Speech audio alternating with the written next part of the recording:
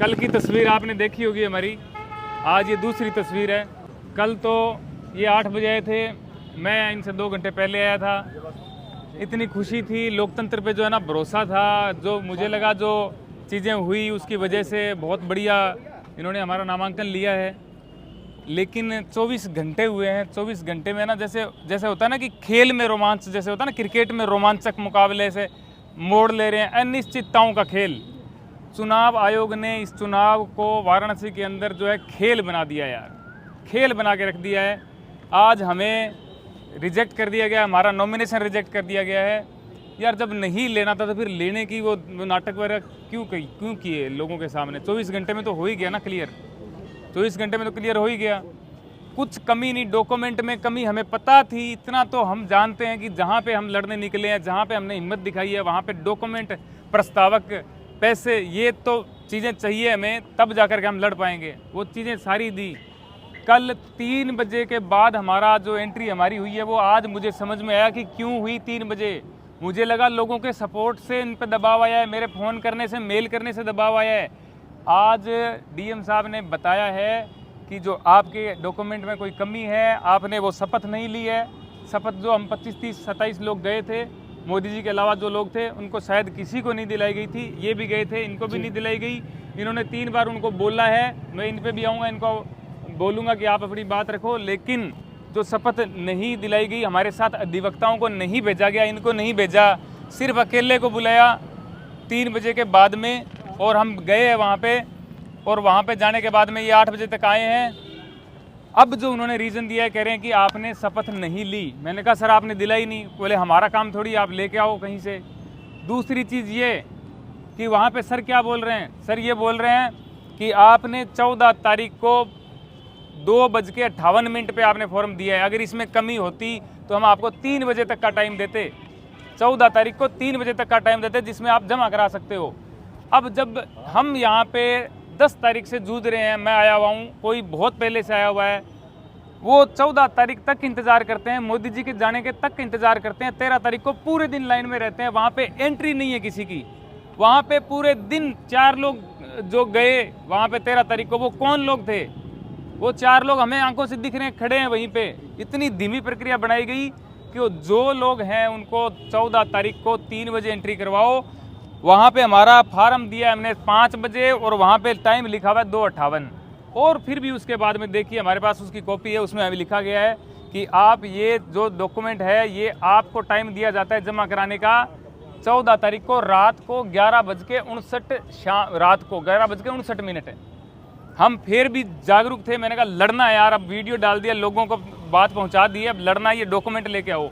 Affidavit बनाया रात को 9:15 10 बजे यहाँ पे पहुंचे हैं डीएम साहब के ऑफिस में। डीएम साहब आए हैं थोड़ी देर बाद में। डीएम साहब ने आते ही बोला ये यहाँ पे कैसे पहुँच गए? पिकनिक स्पॉट है ये, पिकनिक बना रहे हो क्या यहाँ पे? यहाँ कैसे पहुँचे तुम लोग? फिर हमारी बात तो सुनी नहीं। उससे पहले पुलिस वाले जो अधिकारी थे उनको बोला नौकरी चली जाएगी तेरी, ध्यान दे ले अब इस पे, निकाल इनको बाहर यहाँ से।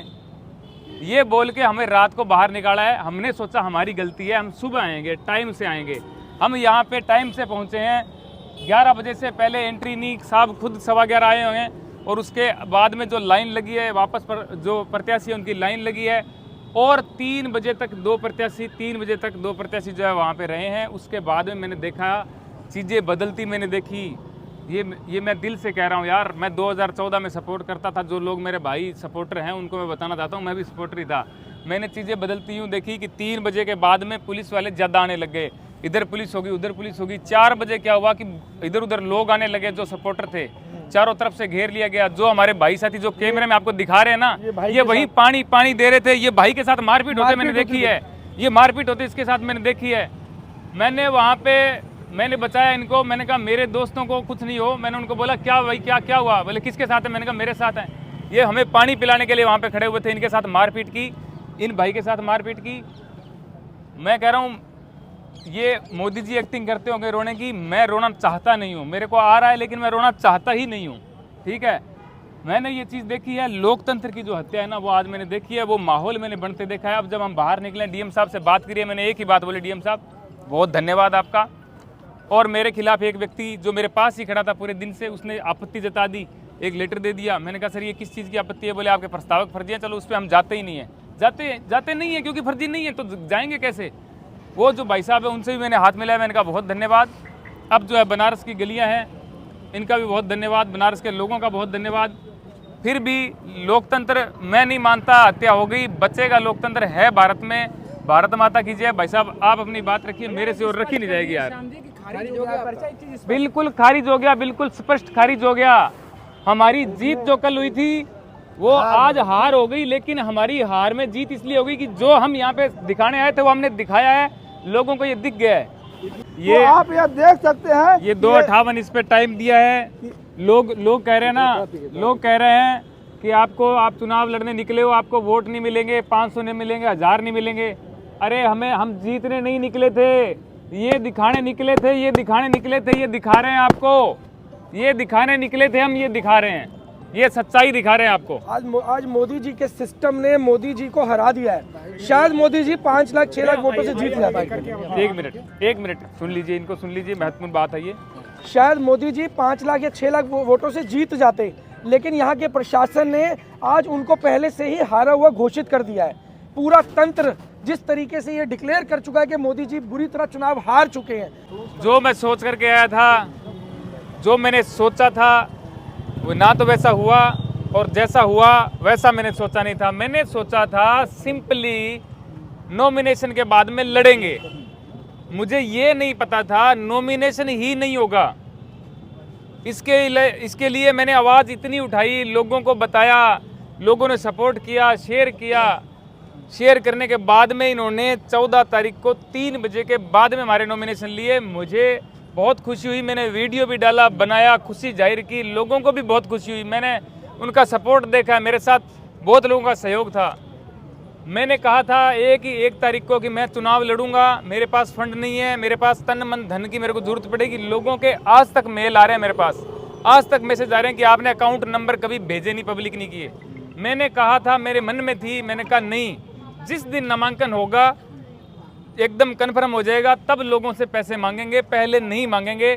अपने खुद के खर्चे पे सब चीज़ें करके हम यहाँ पे आए हैं। लेकिन मुझे नहीं पता था नामांकन के टाइम इतनी बड़ी मजाक हमारे साथ की जाएगी। ये मेरे साथ मजाक नहीं है, ये पूरे देश के साथ मजाक है, लोकतंत्र के साथ मजाक है। ये जो लोग देख रहे हैं ना, उनके चेहरे पर तमाचा है। जो आपने बात बोली है ना कि नामांकन है होगा, जो सपोर्टर बोल रहे थे इनके कि चुनाव आयोग एकदम न्यूट्रल है, इनका श्याम रंगीला का हो जाएगा, जिस दिन हो गया उस दिन बोला था कि ये देखो हो गया, ये देखो रिजेक्ट हो गया। क्योंकि नॉमिनेशन मैंने ही करवाया था जो है। अब इसमें आप ये देख लीजिए जो है इनका ये जो है, जो इनको चेकलिस्ट मिला है, इसमें किसी भी कॉलम में कोई कमी नहीं है। जो इसमें जो नीचे वाला कॉलम है, ये शपथ प्रतिज्ञान क्या लिया गया है, इसमें नहीं। शपथ जो मजिस्ट्रेट के सामने या रिटर्निंग अफसर के सामने जो लिया जाता है, उस शपथ लेने में क्या होता है कि जब कोई व्यक्ति जेल में होता है तो जेल अधीक्षक शपथ दिलवाता है। कोई कहीं पे बाहर है, उसका प्रस्तावक या उसका एजेंट आता है, अगर वो नॉमिनेशन करता है तो वो व्यक्ति जहाँ रहता है वहाँ पे जो है शपथ लेता है। लेकिन जो कैंडिडेट खुद नॉमिनेशन कर रहा है तो उसको शपथ दिलवाने का काम जो रिटर्निंग अफसर है या सहायक रिटर्निंग अफसर है उनका है। तो जो लोग 3 बजे के आसपास जो भी लोग गए हैं वहाँ पे अंदर, उसमें से किसी को शपथ नहीं दिलवाया, और जिनका पर्चा सही था इनके अलावा भी सिर्फ और सिर्फ इसी आधार पे कि आपने शपथ नहीं लिया है, इसलिए आपका पर्चा खारिज किया जाता है। आपको बता दें कि इंडियन कॉन्स्टिट्यूशन के आर्टिकल 84A में और जो रिप्रेजेंटेशन ऑफ पीपुल्स एक्ट है 1951 के इसके सेक्शन 36(2)A में प्रावधान है कि ये ओथ जो है ये रिटर्निंग अफसर या सहायक रिटर्निंग अफसर दिलवाएंगे। ये उनकी ड्यूटी थी। जब हम लोगों ने देखा, जब बाहर अधिवक्ताओं को किसी को अंदर नहीं जाने दिया, कहा कि केवल कैंडिडेट जाएंगे। जब हम बाहर देखे चेक लिस्ट में कि इसमें शपथ का नहीं है, हम तुरंत शपथ का प्रारूप तैयार करके तुरंत हम लोग यहाँ पर अंदर आए। सबसे पहले सहायक रिटर्निंग अफसर हम लोगों से मिले, उन्होंने कहा कि अब नहीं होगा शपथ, अब नहीं होगा, अब आप जाइए, कल आइए। हमने कहा कि इसमें 11:59 आप लोग देख सकते हैं, 11:59 PM टाइम दिया हुआ है, 11:59 पर रात्रि में दिया हुआ टाइम। हमने कहा कि आपने टाइम दिया हुआ है, आप हमारा शपथ ले लीजिए, आपके यहाँ ही शपथ होना है, ये आपकी ड्यूटी थी। कहा नहीं लेंगे। डीएम साहब आ रहे हैं, आप बाहर इंतजार कर लीजिए। हम लोग इंतजार किए, 9:30 बजे के लगभग डीएम साहब 9:30-10 बजे के लगभग आए। जब हम लोगों को उन्होंने देखा तो कहा कि ये लोग यहाँ कैसे आ गए। इंस्पेक्टर थे, उनको डांटने लगे, तुम्हारी नौकरी चली जाए, ये तुम्हारी ड्यूटी है, तुम क्या कर रहे हो यहाँ पे, कैसे आ गए, इनको जल्दी बाहर करो। तो ये आप देख सकते हैं, एक तरफ तो नॉमिनेशन फार्म लेने के लिए सैकड़ों की तादाद में लाइन लगी रही, नॉमिनेशन फार्म नहीं लेने दिया गया।